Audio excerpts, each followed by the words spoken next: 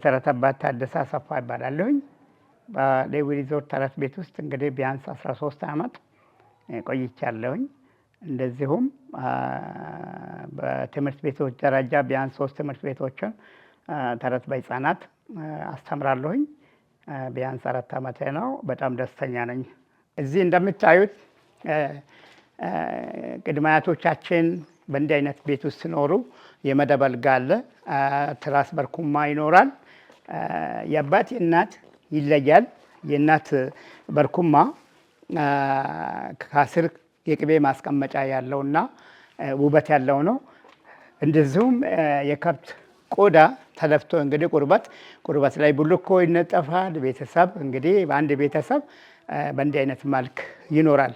ስኖር እዚህ ጋር ደግሞ እንደምታዩት ቅድምት የነበረንን የድምፅም ሆነ የትንፋሽ መሳሪያዎቻችን አንዱ ካሉት የድምፅ መሳሪያዎቻችን እንግዲህ ክራር አለ፣ ማሲንቆ አለ። እዚህ በገና ነው የሚታየው። ያው በባህላዊ አኗኗር ስንጠቀም በቆዳ ተዘልዝሎ በዚህ አይነት መንገድ ጠፍር ተደርጎ በስርዓቱ ይሰራል። ይህን ይመስላል። እዚህ እንደምታዩት ቤተሰብ በድሮ ጊዜ እንግዲህ ቅድመ አያቶቻችን ከቤተሰብ ከልጆች አብረው ሲኖሩ በእንዲህ አይነት መልክ ህብረታቸው ነጭ ልብስ ለብሰው ባዶ እግራቸውን እንግዲህ ሁሉም ስራ ላይ እንዳለ ነው የሚገልጸው። የልጆች አቀማመጥ ሁሉ እዚህ ላይ ይገልጻል። እዚህ ጋር ደግሞ እንደምታዩት ከላይ ከአክሱም ጀምሮ ጎንደር አለ፣ ፋሲለደስ። እዚህ መሀል ደግሞ ሉሲ አለች። የሉሲ ቅሪት አካል ጃጎል አጠገብ ይገኛል። በእንዲህ አይነት ነው። እዚህ ጤያ ትክል ድንጋይ ነው እንደምታየው። እዚህ ደግሞ ኮንሶ ትክል ድንጋይ እዚህ ይታያል። እዚህ ደግሞ ሶፍ ዑመር ዋሻ በቀላሉ እዛ ስንሄድ ደግሞ የበለጠ ውበቱን እናገኘዋለን። በእንዲህ አይነት መንገድ እንግዲህ በብራና ተጽፈው በድሮ ጊዜ የሚጠቀሙትን አባቶቻችን ከሚጠቀሙት በእንዲህ አይነት ተጽፎ ተቀምጧል። እዚህ ጋር ጋሻ ነው። ጋሻ ቅድመ አያቶቻችን አባቶቻችን በእንዲህ አይነት መልክ ከጠላት ራሳቸውን መከታ በማድረግ በጋሻ እየተጠቀሙ ኢትዮጵያን ነፃነትን ጠብቀው እንደኖሩ ያስተምራል። እዚህ ጋር እንደምታየው የፊደል ገበታ ነው። የፊደል ገበታ ዛሬ በህይወት ባይኖሩም ተስፋ ገብረስላሴ ዘብሔረ ቡልጋ የእሳቸው ትሩፋት ልጆች ሆነን በድሮ ጊዜ እየተማሪን የመጣንበትን እኔም አሁን ከእሳቸው የፊደል ገበታ ብዙ ትምህርት አግኝቻለሁ፣ እውቀት አግኝቻለሁኝ። ተምሬ የወጣሁበት ነው። እዚህ እንደምታየው የልጅ አልጋ ነው። ልጅ እንደተወለደ በእንዲህ አይነት መንግ እንግዲህ ከ4 እግር ወደ 2 እግር እስኪወጣ በእንዲህ አይነት መንገድ እዚህ ወተቱን ተጊቶ በስርዓት የሚያድግበት የቅርጮ መኝታ ነው። እዚህ ጋር ደግሞ የልብስ ማስቀመጫ ቅርጫት ነው። እዚህ እንግዲህ የተረተባት እንግዲህ እዚህ ተቀምጬ ለልጆች ጣፋጭ ተረታቸውን እየገለጽኩኝ እየነገርኳቸው በተረት መልክ እያዋዛሁኝ ልጆች ደስተኛ ሆነው ተረታቸውን እንዲሰሙ፣ ተረት ማለት የወላጆች ምክር የታላላቆች ምክር እንደሆነ ልጆች በደንብ እንዲያውቁ በእንዲህ አይነት መልክ ነው እዚህ የሚቀመጠው። እዚህ እንደምታየው ያው ከበሮውን ታውቃላችሁ። ከከበሮ በፊት ላስቀድም። እዚህ አፄ ኃይለ ሥላሴ በዘመናቸው በስልጣን ዘመናቸው ንጉሥ አፄ ኃይለ ሥላሴ በእንዲህ አይነት መንገድ እንግዲህ የእሳቸው ማስታወሻ በትልቁ ተቀምጧል። እዚህ ጋር እናት ልጇን አዝላ መንገድ ስትሄድ በአንቀልባ ልጇን አዝላ መንገድ ስትሄድ እንግዲህ ለልጇ የሚሆነውን ወተት በቀላሉ በእንዲህ አይነት መንገድ እንግዲህ በዛጎል ታጅቦ ወተት ይዛ የምትሄድበትን ነው። ልጇ እንዳይራብ መንገድ ላይ እንዳይጠማው በእንዲህ አይነት ነው። እዚህ ጋር እንደምታዩት የድሮ ባትሪ ባለ 3 ድንጋይ ጎራሽ ነው። ታሪኩ እንዳይጠፋ ቀጣይ ትውልድ ይህን ማወቅ እንዳለበት የሚያስተምረን ነው። እዚህ ጋር ደግሞ ባህላዊ ማበጠሪያ ከማንኛውም እንጨት እኛ ጠርበን በስርዓቱ የምንጠቀምበትን ባህላዊ ማበጠሪያን ነው የሚያመለክተው። እዚህ ዋሽንት አለን። እንግዲህ ልጆች ሆነን ከብት እየጠበቅን በእንዲህ አይነት መንገድ ዋሽንት እንግዲህ ማነሻችን ነው። ከዋሽንት አንስተን ነው እንግዲህ ሁሉንም የደረስነው። እዚህ እንደምታየው እንደ ዋንጫ የሚጠቀሙ በድሮ ጊዜ አባቶቻችን በአሁን ሰዓት ለትውልዱ ከሚያስተላልፈው አንዱ ማር ተበጥብጦ በዚህ ተደርጎ እንግዲህ እንጠቀማለን። ልጆች ወደ ሌላ አቅጣጫ እንዳይገቡ ማር ተበጥብጦ በሚል ነው የገለጽኩኝ። የበሬ ቀንድ ነው። በእንዲህ አይነት መንገድ ነው። እዚህ እንደምታየው ልጆች ሆነን ወተት የምንጠጣው በቅል ነው። ከቅል ወደ ሸክላ የገባንበትን ነው። ከዛም ቀጥሎ ዘመናዊውን እያገኛን የመጣንበትን ነው የሚያስተምረው። እዚህ ጋር ደግሞ እንደምታየው ቅድምት የነበሩ አፄ ምኒልክ ትሪ በእውነቱ በዘመኑ የጠላ ማቅረቢያ ሁሉ አለ። እንግዲህ ጠላ የምንጠጣበት ማንቆርቆሪያ ይሄ ትሪ እንግዲህ እድሜ ጠገብ የሆነ ትልቁ ማስታወሻ ነው። እዚህ ጋር የቅቤ ማስቀመጫ በትልቁ ቅል ነው እንግዲህ ተቆርጦ በእንዲህ አይነት መንገድ ያው ዘመናዊ ስለሌለ በባህላዊ መንገድ እንጠቀማለን። እዚህ እንደሚታየው አገልግል ነው። በግል እንግዲህ በድሮ ጊዜ ቋንጣና በሶ በቅቤ ታሽቶ በስርዓቱ እንግዲህ መንገድ ይዘን ስንሄድ የአንድ ሰው የሲንቅ መያዣ አገልግል ነው። ይሄ ትልቁ እንደምታየው ቤተሰብን ለመጠየቅ ዘመድ አዝማድን ለመጠየቅ ስንሄድ ፍትፍት ይዘን የምንሄደው ትልቁ አገልግል ነው። እዚህ እንደምታየው ምግብ የሚቀርብበት መሶብ ነው። በመሶብ ነው እንግዲህ ምግብ የሚቀርበው። ቤተሰብ ተሰባስቦ በአንድ ማዕድ ይጠቀማል። የእንጀራ ማስቀመጫው ከዚህ ከወዲህ ነው የምግብ ማስቀመጫው። ምግቡ ማዕዱ የሚቀርበው በእንዲህ አይነት መንገድ እንግዲህ ቀርቦ ቤተሰብ ይመገባል። እዚህ እንደምታየው ወንፊቶች አሉ። ወንፊት የዱቄትና የቆጮ ወንፊቶች ናቸው። እዚህ ደግሞ ሰፌድ ማበጠሪያ፣ ይህ ሁሉ ባላገሩ ይገኛል ማለት ነው። እዚህ ጎተራ ነው፣ ጎታም እንላለን። ከጎተራ ተወጥቶ እዚሁ ባህላዊ ወፍጮና መጃለ እዚህ እናት እንግዲህ በእንዲህ አይነት መንገድ እዚሁ ፈጭታ በተጨማሪ የፈጨችውን አምጥታ እዚህ ጋር እንግዲህ መዳብ ላይ ቁጭ ብላ በእንዲህ አይነት መንገድ እንግዲህ እንጀራውን ዝቅ ብላ ነው እንግዲህ ምን ያህል ድካም እንዳላት እንግዲህ ድካሟንም ሳትል ለልጆቿ በእንዲህ አይነት መንገድ እንግዲህ ሊጡን በቅል ተቀብላ በእንዲህ አይነት መንገድ እንግዲህ እንጀራ ይጋገራል። ቤተሰብ ደስተኛ ሆኖ ይኖራል ማለት ነው። እዚህ ጋር እንደምታዩት ቅድም ገልጫለሁኝ ከብት ነው። ከብት እንግዲህ ለከብት ቅድሚያ የምንሰጠው በእንዲህ አይነት መንገድ እንግዲህ የወተት በተለይም በአጠቃላይ የወተት ላሞችን እንክብካቤ የምናደርግበት እንግዲህ ባላገር ካለ ከብት መኖር አይችልምና ነው። ቅቤ ወተቱ ከቤቱ ነው። በእንዲህ አይነት ነው። እዚህ እንደምታዩት ሜንጦ ነው። ሜንጦ ለስጋ ብቻ ሳይሆን ሰውም አስቸጋሪ ልጅ ካለች አንቺ ሜንጦ እየተባለ ይወራልና ይነገራልና የስጋ መስቃያ ሜንጦ ነው። በመቀጠል እዚህ ጋር እንደምታዩት የመጀመሪያ ዘንቢላችን ቅርጫት ነው። ቅርጫት እንግዲህ ማነሻችን ከቅርጫት ነው የሚጀምረው። በመቀጠል ሁለተኛው ወደ ዘመናዊነት እየተሻገረ የመጣው ዘንቢላችን ይህን ይመስላል። በመቀጠል እዚህ ጋር እንደምታየው መቆፈሪያ ይኖራል። እዚህ ጋር የወተት መምቻ መስበቂያ እንላለን። የወተት መምቻ ነው። እዚህ ጋር እንደምታዩት ከመጥረጊያ አንስቶ ማንሽ ነው። አውድማ ላይ እህል ሲተን ገለባውን የምንለይበት፣ እህል ያለውን ደግሞ ወደ መሀሉ እያደረግን ከውቃም በኋላ ገለባ እንለያለን። በእንዲህ አይነት መንገድ ነው እንግዲህ የተቀመጠው። አሁን ደግሞ እዚህ ጋር እንደምታዩት አባባ ተስፋዬ 2005 ጥቅምት 23 እና 24 መጥተው ይህን ቤት ሲመርቁ የእሳቸው ትልቁ ማስታወሻ በዚህ ተረታቸውን እያዋዙ ማስታወሻነቱን እዚህ ቤት ውስጥ ተቀምጧል። ቢያንስ 13 ዓመት ነው። ዛሬ በህይወት ባይኖሩም አባባ ተስፋዬ ለኢትዮጵያ ልጆች በጠቃላይ እኔም ከእሳቸው ተረቶች ጣፋጭ ተረታቸውን የአቀማመጥ ስርዓትን በጠቃላይ እንዲህ እያሉ ሲያስተምሩን በቲትና አንገታችን ቀና ጆሮአችን ወደ አባባ ተስፋዬ እያደረግን ነበረ ያደግነው። እኔም የእሳቸውን ፈለግ በመከተል በአሁን ሰዓት እንግዲህ ለቀጣይ ትውልድ ተረቶች ጣፋጭ ተረቶችን በማስተላለፍ እና በማስተማር በማምከር ይገኛለሁ። እዚህ እንደሚታየው ቡና ነው። ባላገሩ ያለ ቡና መኖር አይችልም። ቡና ውበቱ ነው። ቡና እንግዳ መቀበያው ነው። በእንዲህ አይነት መንገድ እንግዲህ ቡና ከቤቱ አይጠፋም። እዚህ እንደምታየው የቡና ቁርስ ማስቀመጫ ነው። የቡና ቁርስ ማስቀመጫ ሌማት ነው፣ መሶብ ነው።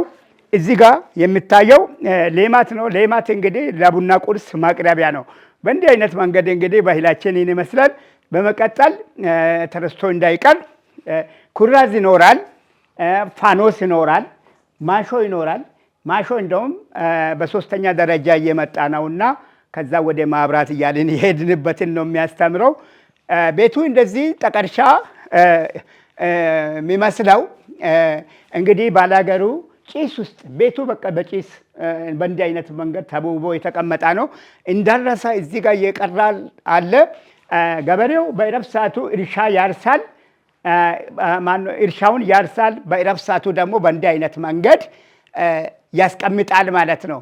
እንግዲህ እንደምታየው እዚህ ጋር የሚታየው ሞፈር ቀንበር ብለን ምናልባት ስሙን ጠርተን እናልፋለን። እዚህ ጋር ማረሻ አለ፣ ወገል አለ። በመቀጠል እዚህ ከታች መሬቱን እየከፈተ የሚሄደው ድግር ነው። በመቀጠል ደግሞ ሁሉንም አንድ ላይ አገናኝቶ የያዘ አለ። እሱ ቁርኝት ይባላል። አናት ጥቁር ገመድ ያለችበት ቦታ ላይ የምታየው ደግሞ ጥቅርት ናት። እቺ ጥቅርት እንግዲህ እሷ ከሌለች በሬው እንግዲህ እሷ ከሌለችና ሁለተኛ ደግሞ እዛ ሞፈር አፍንጫ አለ። ያቺ ሞፈር አፍንጫ ከሌለች በሬው ቀንበሩን ይዞ ይሄዳል ማለት ነው። በእንዲህ አይነት መንገድ እንግዲህ ባላገሩ ይህን ይመስላል። ቤቱ በጠቃላይ ውበቱ ኢትዮጵያዊነትን የሚገልጽ ቤት ነው። በእንዲህ አይነት መንገድ እንግዲህ ባላገሩ እንግዳ ተቀባይ ነው። ልጆች እናንተም ባህላችሁን አትርሱ፣ ባህላችሁን ጠብቁ። ጠብቃችሁ ደግሞ ለቀጣይ ትውልድ ማስተላለፍም እንዳለባችሁ ዛሬን ከተማራችሁት ለነገ ደግሞ ለሌሎች እንደዚሁ በማስተላለፍ ኢትዮጵያን ጠብቋት፣ ውደዷት። እውነት በጣም እወዳችኋለሁ ልጆችዬ፣ ተባረኩ። በእንዲህ አይነት ፕሮግራም እንግዲህ በተለይም አዋሳ ሌዊ ሪዞርት ከሪዞርቶች ሁሉ እንግዲህ የሚታየው በተረት ቤት የሚታወቀው አዋሳ ሌዊ ሪዞርት ነው። ሌዊ ሪዞርት እንግዲህ በእረፍት ጊዜያቸው ልጆች ወላጆች እና ልጆች መጥተው ተረታቸውን በስርዓት ልጆች ተምረው ተመክረው እንዲሄዱ እናንተም ደግሞ በተለይም ክረምት እየመጣ ነው። በእንዲህ አይነት መንገድ እንግዲህ ልጆች ተመክረው በመልካም እንዲወጡ ሌዊ ሪዞርትን እንዳትረሱ። ብቸኛው ተረት ቤት ያለው ሌዊ ሪዞርት ነው። በእንዲህ አይነት መንገድ ነው ልጆችዬ፣ ተባረኩ። አሁን ደግሞ ልጆች እዚህ ተቀምጠዋል። በእውነት በጣም የሚወዳቸው ጣፋጮች፣ ነገ ሀገር ተረካቢዎች፣ በጣም የሚወዳችሁ ልጆችዬ፣ ደህና ነሽ? እንኳን ደህና መጣች። እንኳን በሰላም ደህና መጣችሁልን። ተባረኩ። እውነት ተባረኪ። በእውነት በጣም ደስ የሚል ልጆችን ወደሽ መተሽ እንደው በጣም ደስ ይላል በእውነቱ። ደህና እግዚአብሔር ይመስገን። እንደት ናችሁ ልጆች? እንኳን ደህና መጣችሁ ልጆች። ተባረኩ ልጆች። እደጉልን። ተባረኩ። እንዲህ ነው እንጂ እና ያደግንበት እንደዚህ ነው። አያችሁ ልጆችዬ፣ የወላጆቻችንን ጉልበት ስመን እግራቸውን አጥበን እውነትን ነው እኔ ልጠብ እያልን ተሻምተን ነው እንደውም የምናጥበው። ለምን ስራ ላይ ደክመው ውለው ስመጡ፣ ከእርሻ ላይ ደክመው ውለው ስመጡ፣ ከገበያ መጥተው እንግዲህ ለእኛም የሆነውን ሁሉ እያዘጋጁ ስለሚደክማቸው ማታ ላይ እግራቸውን እናጥባለን። ይመርቁናል። ተባረክ ልጄ ይሉናል። ተባረኩ ልጆች ይሉናል። ለዛ እኔም ደግሞ ዛሬ እናንተን ስመክር ልጆችዬ፣ እናንተም በድሮ ጊዜ ከነበሩት አባቶችና እናቶች ጥሩ ምክር እያገኛቸው እንድታድጉ እላለሁ። ተባረኩልኝ ልጆችዬ። እሺ ኢትዮጲስም ትባረክልን። አሚን አባቴ አሚን። እንግዲህ ዛሬ የምንገኘው በሌዊ ሪዞርት አዋሳ ከተማ ነው የምንገኘው። ልጆች አጠገቤ ይታዩኛል። አባባም ደግሞ ትልቁ አባባም እዚሁ አሉ። እሳቸውም የሚመክሩን ምክር አለ አይደል እንደ አባባ። እንግዲህ ድሮ በጣም በእናንተ ጊዜ እንግዲህ እስቲ ስለ እርሶ በጣም ትንሽ ልጠይቆት። ሕፃን እያሉ ምን ያደርጉ ነበረ? ለአባት ለእናቶስ ምን ያደርጉ ነበረ? እስቲ ያለውን ነገር ጠቅለል አድርገው ይንገሩኝ አብዬ። በጣም ጥሩ ነው ልጆችዬ። እንደምታዩኝ በድሮ ጊዜ ልጆች ሆነን እንግዲህ እኛ ልጆች ሆነን በወላጆቻችን ስር ስንኖር ገሳ ለብሰን ፍየል እየጠበቅን ጥጃ እየጠበቅን በጥጃ ተርታ ጥሩ ወተት እየጠጣን ደስተኛ ሆነን የታዘዝነውን ሁሉ እንታዘዛለን። በጊዜ ወደ ቤታችን እንገባለን። ደግሞም የሚሰጡንን ደስተኛ ሆነን በልተን ደግሞ በጊዜ እንቅልፋችንን እንተኛለን። ደስ ይለናል። እራት እስከሚደርስ ድረስ ወላጆቻችን ጣፋጭ ተረቶችን እያዋዙ እንቅልፍ እንዳይወስደን በተረት እያዋዙ እንግዲህ ይነግሩናል። ደስ ብሎን አንገታችንን ቀና ከጆሮአችን ከዓይናችን እይታ ወደ ወላጆች ብለን በቃ በደንብ ተረት እንማራለን፣ እንሰማለን።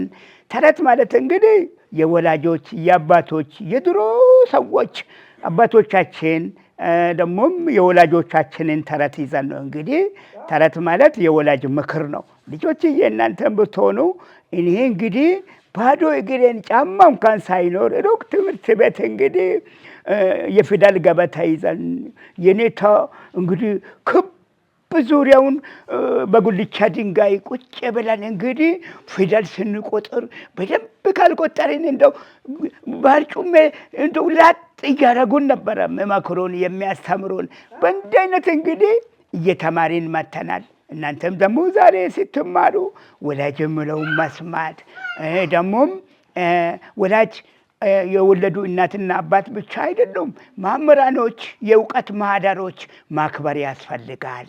ልጆችዬ ተባረኩልኝ። ይህን ይመስላል እንግዲህ ተባረኩልኝ። ተባረኩ ልጆችዬ ተባረኩ። በእውነት ኢትዮጲስ ተባረክ። በእውነት ይህ ፕሮግራም አዘጋጅተሽ እንደው ይዘሽ መተሽ ልጆች በኢትዮጲስ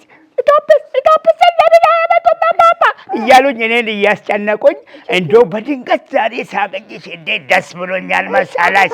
በጣም ነው ደስ ያለኝ። በእውነቴን ነው የምልሽ። ኢትዮጲስ ተባረኪ፣ ይደግልን። እሺ ልጆች ሁሉ ተባረኩ። ተረት ከዕለታት አንድ ቀን አንድ የማር ነጋዴ ነበረ። ያም የማር ነጋዴ ማሩን በስልቻ ተሸክሞ ወደ አንድ ገበያ እየሄደ እያለ ልክ ጫካ አካባቢ ሲደርስ እንደ ማንኛውም ሰው ሽንቱ ይመጣበታል። ያንን ሽንቱን እንግዲህ ምን ማድረግ ይሻለኛል? ማሬን ካስቀመጥኩ ልንትን ልለው እና ማን ብሎ ዞር ሲል አንድ ጦጢትን ያገኛታል። ጦጢት አላት። አቤት አለችው። እባክሽን እኔ ገባ ብዬ ሽንቴን ሸንቼ እስከሚመጣ ይሄንን ማር ጠብቂልኝ አላት። አደራሽን እንግዲህ መቼም እንግዲህ ያላንቺ ማንም የለኝም። አረ ችግር የለውም ግባ፣ ሸንታ እስከምትመጣ ጠብቅልሃለሁ አለችና እሱ ሲገባ ያን በአደራ የሰጣትን ማር እጇን እየከተተች እየላሰች ልሳ ልክ ሊያልቅባት ሲል ያንን ያጋመሰችውን ማር ጭቃ አፈር ትሞላውና ከላዩ ላይ ሰፋፉን ትንሽ ታረግና አፉን እንደነበረ እስር ታረግና ሲመጣ ይኸው ማርን ጠብቄልሃለሁ ብላ ያንን ማር ትሰጠዋለች። እሱ ደግሞ ማር ነው ብሎ ተሸክሞ ያንን ወደ ገበያ ይወጣና አለ ማር አለ እያለ እስቲ ባለ ማር አውርዶ እስቲ አሉ። አውርዶ ያው በእንጨት ነው የሚታየው አይደል እንዴ አብዬ? ማር እንግዲህ በእንጨት አይደል እንዴ ተጎርጉሮ የሚታየው? እና ያንን ማር ከተው እንደዚህ ሲያደርጉት አፈር ነው እንዴ። አንተ አፈር ልሸጥልን ነው ማር ብለህ ትንሽ አይከብድም ሲሉት፣ ኧረ ይቅርታ አድርጉልኝ አጋጣሚ እንደዚህ ሆኜ ነው ብሎ የነበረውን ታሪክ በደንብ ነገራቸው። ወይ እንደዛ ከሆነ ጦጢቷ ነች ያታለለች አሉትና ተናደደና ወደ መጣበት እዛ ቦታ ላይ ጫካ ላይ ገብቶ ሲፈልጋት እሷ ያንን ማር በልታ ፀሐይ ላይ እንደዚህ ብላ ተኝታለች። ከዛም በኋላ ያዛታ። አንቺ ምን ነው በአደራ የሰጠውሽን ማር እንዴት እንደዚህ አድርገሽ ታዋርጅኛለሽ ሰው ፊት አላትና ሲይዛት እሷም እግሩ ላይ በርከክ ብላ ይቅርታ አድርግልኝ፣ በአደራ የሰጠኝን በአደራ መመለስ በታማኝነት መመለስ ነበረብኝ እኔ ነኝ ያጠፋሁት፣ ይቅርታ አድርግልኝ፣ ከዚህ በኋላ ታማኝ ሆንላለሁ። መጠየቅ ነበረብኝ፣ ጥፋቴ ያ ነው እና ራበኝና በላሁት፣ ይቅርታ አድርግልኝ አለችው። ይቅርታ አደረገላት። ከዛም በኋላ ጥሩ ወዳጆች ሆኑ። ተረቴ መልሶ አፌን በዳቦ አብሱ፣ ዳቦ ከሌለ